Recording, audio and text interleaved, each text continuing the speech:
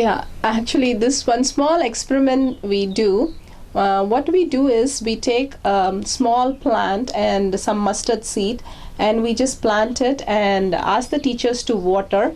If the teacher is still again and again getting upset, it's a very small exercise. And Swami's concept is amazing because plants understand our language. We take two pots, a small pot, and put some mustard seed and ask the teacher to keep in two different places. One to just show a shower. Whenever they are feeling happy, they should go and like hug it and talk nice words. Whenever they're getting upset with the classroom, they're supposed to go to this other plant and shout at this plant instead of the kids. So within a week, the teacher learns clearly the plants which are shouted, it starts shrinking, and the plant which is being given beautiful words, it starts flowering. So the teacher physically sees what happened within a week's time, which just puts them into a different mold. What am I doing to the kids?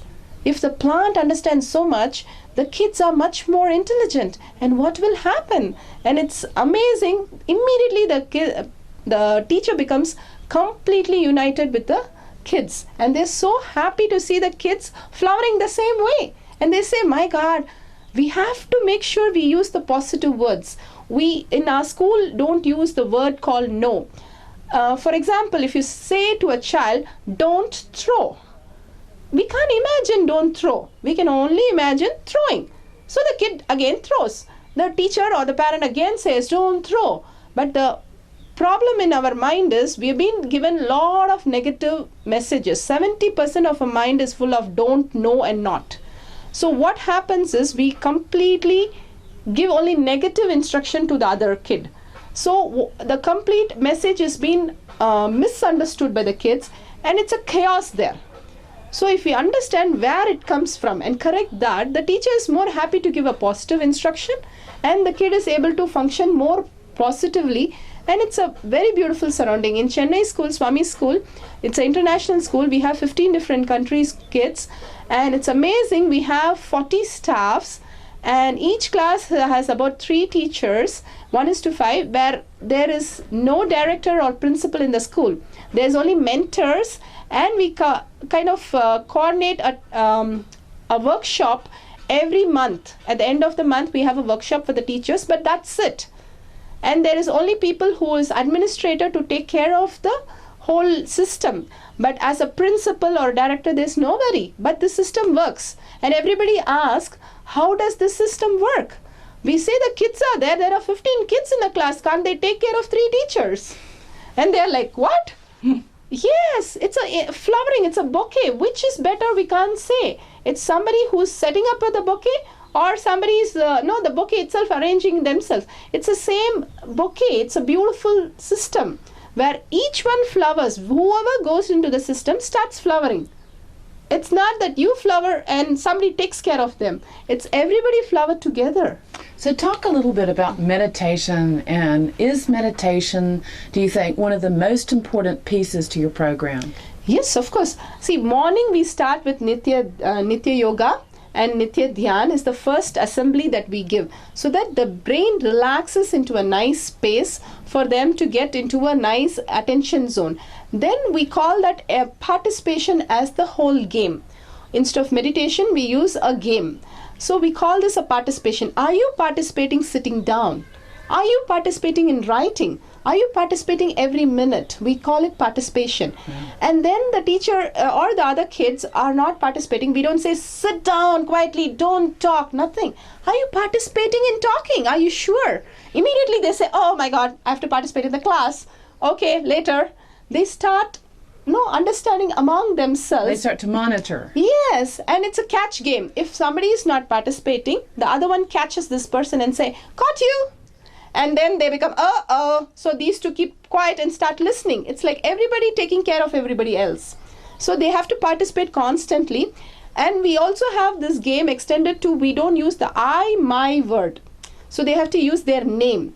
So constantly we are asking them to look at themselves. It's like a meditation. Swami says there are 3 kinds. One is kinesthetic, one is auditory, and one is visual. So we give meditation for all the 3. When they're really sitting and doing meditation, and we give some toy and place in the different chakras and ask them to visualize like Krishna, for example. The pencil is a Krishna, the book is a Krishna. So how they will rock Krishna to sleep or give Krishna some food. So we make everything, that is visualization. Same way this game, what we are calling participation, is auditory. So auditory, Swami says our brain is full of words. So there itself we are rewiring so that we will immediately unclutch. It will unclutch to a space where the kids will be very normalized. So each way, and then we have chanting. We have music where it will go on constantly at the background so that constantly your subconscious mind is put into a nice, beautiful state. You don't have to force yourself to do anything. It's just automatically, all the time the musics are on in all the schools. So that it just relaxes you. So there's a lot of environmental factors or features that set the stage for success. Yes, of course. Swami says time, space, element, condition, environment. That's what we call in Montessori. The same thing we speak in Montessori. We need all this set up for a kid to flower. And we need to give a space. Environment is very important. How they speak, how the other kids speak, the environment, the condition, how they are interacting with each other. So society. The society itself is only focused on loving each other and compassionate. Then it becomes a joy to be there. You just want to be there because everybody is in love. So we're really talking about an environment where people are interactive and they are interdependent, and they are moving within their own inner space and experiencing that fulfillment of being the true to themselves, to be the person that they really want to be. And they're able to appreciate one another and appreciate the teacher and blossom and flower into fulfillment, which is a great environment. It sounds like something everyone would love to come to go to work to and to experience as a student day by day. So hopefully we can create the same kind of environment in our Western culture. We can gain so much from these beautiful, positive ways of creating the effect of enlightenment for our society. So thank you. Thank you.